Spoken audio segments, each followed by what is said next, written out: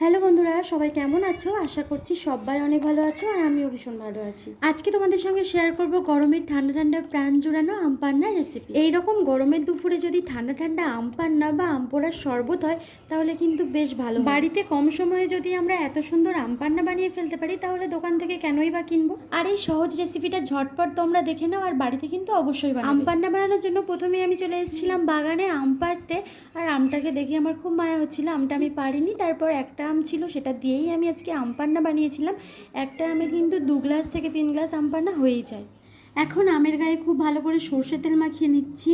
আমের গায়ে খুব ভালো করে সর্ষের তেল মাখিয়ে নিলে আমের খোসাটা খুব ভালোভাবে ছাড়ানো যায়। আমের গায়ে খুব ভালো করে সর্ষের তেল মাখিয়ে নিয়েছি। এখন আমটাকে পোড়াবো, তো আমি আমটাকে আগুনের উপরে বসে দিয়েছি।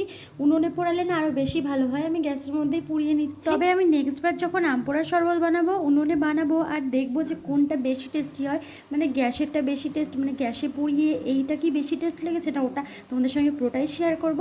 তো এখন তো আমি গ্যাসের মধ্যেই করেছি, তো নেক্সট বারের পরের বার আমি উনুনেই করবো আর তোমাদের সঙ্গে ওটাও শেয়ার করব। এখন আমার আমটা খুব ভালো করে পোড়ানো হয়ে গেছে। এখন দুটো শুকনো লঙ্কাও আমি পুড়িয়ে নিচ্ছি। পোড়ানো আমটাকে আমি জলের মধ্যে দিয়ে দিয়েছি, একটু ঠান্ডা করে নিচ্ছি। এরপর আমি খোসাটা ছাড়িয়ে নেব, জল থেকে তুলে খোসাটা ছাড়িয়ে নেব। এখন আমটাকে একটা স্টিলের থালার মধ্যে নিয়ে নিয়েছি। এবার আমের খোসাটাকে খুব ভালো করে ছাড়িয়ে নেব। আমের খোসা দেখতে পাচ্ছ খুব সুন্দরভাবে কিন্তু খোসাগুলো উঠে যাচ্ছে। আর খোসাটা আমি খুব ভালো করে ছাড়িয়ে নেব। ছাড়িয়ে নিয়ে চলো নেক্সট কী করি সেটা দেখো। আমের খোসাটাকে কিন্তু আমি পরিষ্কার করে ছাড়িয়ে নিয়েছি, দেখতে পাচ্ছ আমটা পুরো পরিষ্কার করে ছাড়িয়ে নিয়েছি। এবার আমের থেকে আমের যে শাঁস সেগুলোকে আমি বার করে নেব। তারপর কি করছি সেটা তোমরা দেখো। এরপর সব উপকরণকে মিক্সড করতে হবে, তার জন্য একটা মিক্সিং জার নিয়ে নিয়েছি। আর এর মধ্যে এখন শাঁসগুলোকে, আমের শাঁসগুলোকে দিয়ে দিচ্ছি। আর এরপর মশলাগুলোকে দিতে হবে। আমি কী মশলা ইউজ করছি সেটা তোমরা দেখে নাও। প্রথমে আমি চিনি দিয়ে দিয়েছিলাম, তো সেটা আমার ভিডিওতে মানে ভিডিও অন করা হয়নি। তারপর দিয়েছি লঙ্কার গুঁড়ো, শুকনো লঙ্কার গুঁড়ো, বিট নুন, আর এর মধ্যে দেব হচ্ছে জিরের গুঁড়ো। আর জিরের গুঁড়োটা দিলে কিন্তু ভালো একটা টেস্ট হয়। আর এরপর দিয়ে দিচ্ছি কাঁচা লঙ্কা, আমি এখানে একটাই লঙ্কা দিয়েছি। দুটো শুকনো লঙ্কা দিয়েছি, শুকনো লঙ্কা দুটোকে আমি পুড়িয়ে নিয়েছিলাম। আর চিনিটা আমি চিনি আর লবণটা কিন্তু তোমরা স্বাদ মতো দেবে। আমি প্রথমে একটু চিনি দিয়েছিলাম, আবার শেষে আরেকটু চিনি দিয়েছি। চিনি আর লবণটা তোমরা তোমাদের স্বাদ মতো দেবে। এবার এর মধ্যে দিয়ে দিচ্ছি ঠান্ডা জল। আমি কিন্তু শরবতটা খুব একটা হালকা করব না, ওই জন্য জলটা কিন্তু আমি পরিমাণ বুঝে দিয়েছি। তোমরা যেমন করবে সেই অনুযায়ী পরিমাণ বুঝে জলটা দেবে, কিন্তু খুব বেশি পাতলা করলে কিন্তু ভালো হবে না।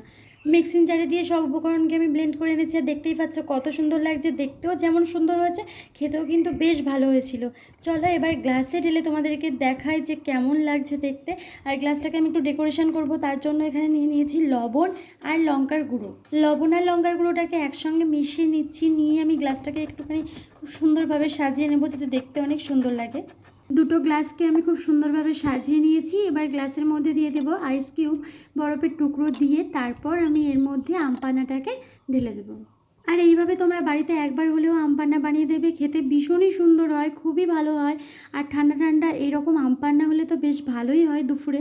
আর তোমাদের রেসিপিটা ভালো লাগলে লাইক করে দেবে, নতুন বন্ধু হলে সাবস্ক্রাইব করতে একদম ভুলবে না। আর সাবস্ক্রাইব করে পাশে থাকা অল নোটিফিকেশান অন করে দেবে, তাহলে যখনই আমি ভিডিও আপলোড করবো সবার আগে পৌঁছবে তোমাদের কাছে।